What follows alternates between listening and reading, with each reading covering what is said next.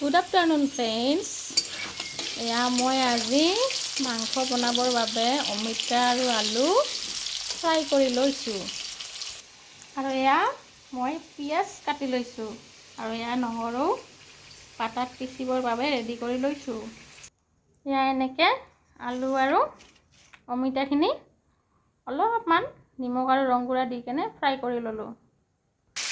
আৰু এয়া মাংসখিনি কেৰাহীত পিঁয়াজ তেলৰ লগত দি কেনে ধুনীয়াকৈ লৰাই আছোঁ, নিমখ ৰং গুড়া দি কেনে।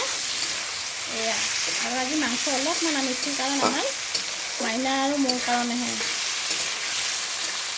আৰু এয়া মই পাতাত আজি ৰাতিপুৱা পিঠাগুড়ি পিচি কেনে তালৰ পিঠা বনাইছিলোঁ, সেইকাৰণে পাতাখন অকণমান লেতেৰা নিচিনা লাগে, কিন্তু লেতেৰা নহয় দেই। ইয়াতে মই অলপমান মিহিকৈ মছলা পিচিছোঁ, আদা, জিৰা, জলকীয়া, নহৰু, এইখিনি মছলা মই পাতাত পিচি কেনে ধুনীয়াকৈ মাংসত দি দিম। এয়া মাংসত আলু আৰু অমিতাখিনি দি কেনে মই লৰাই আছোঁ। এতিয়া মই ইয়াতে মছলাখিনি দি দিম। এয়া মাংসত মই মছলাখিনি দি কেনে এনেকৈ লৰাই আছোঁ। এয়া চাউল লোকেল মুৰ্গীৰ মাংস নিচিনা দেখা হৈছে। ৱাও!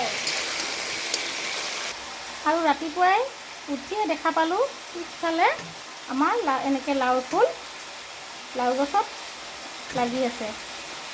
ভাবিলোঁ দুটামান লাও ফুলকে আজি দুপৰীয়া খাবৰ বাবে পকৰা বনাম আৰু মাংস বনাম আৰু পাপৰ ভাজিম। আজি এনেকৈ ভাত খাম। আৰু মাংসত দিবৰ বাবে এয়া মই পানী এবাতি গৰম দিছোঁ।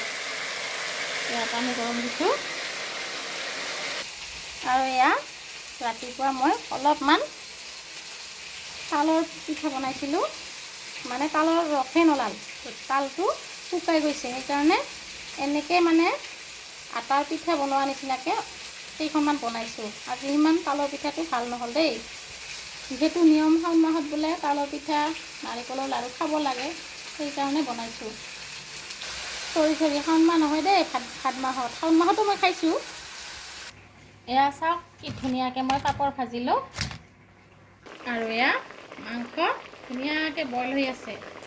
মই অকণমান পানী বেছিকৈ দিছোঁ, যাতে আলু আৰু অমিতাখিনি মানে বইল হয় আৰু ধুনীয়াকৈ সিজে যাতে, সেইকাৰণে অকণমান পানী বেছিকৈ দিছোঁ। আৰু বহুত সময় বইল কৰি মই পানীখিনি শুকোৱাৰ পিছতহে মাংসখিনি নুমাম।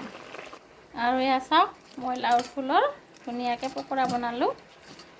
ইয়াতে চাউলৰ গুড়া দিছোঁ মই, আজি বেচন দিয়া নহ'ল, মানে বেচন নাছিলে, মই পাহৰি আছিলোঁ আনিব। এয়া কি ধুনীয়া মচমচীয়া হৈছে, গৰমে গৰমে খাবলৈ ইমান ধুনীয়া হৈছে।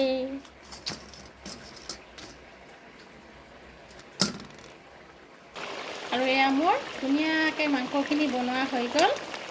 এয়া আলু চাওকচোন কি ধুনীয়াকৈ সিজিছে। আলু, এয়া অমিতা,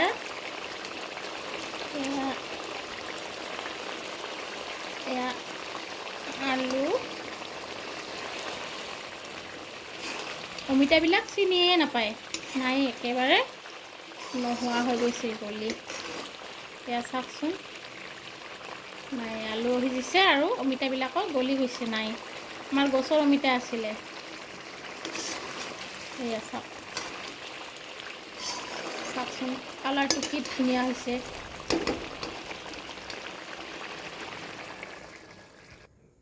আৰু এয়া মোৰ মাংসৰ আঞ্জা হৈ গ'ল।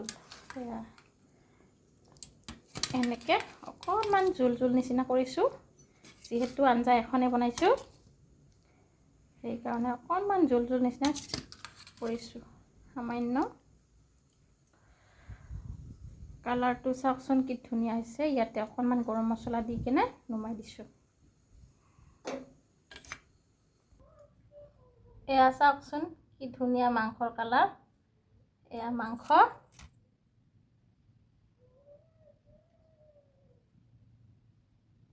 আৰু এয়া ধুনীয়াকৈ মাইনাৰ কাৰণে এয়া উহা চাউলৰ ভাত বনাইছোঁ। এয়া মাংসৰ আঞ্জা, এয়া লাওৰ ফুলৰ পকৰা, আৰু এয়া পাপৰ। মই মাইনাক এনেকৈ ভাত খাব দিম আৰু ময়ো এনেকৈ আজি ভাত খাম দুপৰীয়া। যদি ভিডিঅ'টো ভাল লাগিছে তেনেহ'লে আপোনালোকে মোক লাইক, কমেণ্ট আৰু শ্বেয়াৰ কৰি দিব। Bye bye.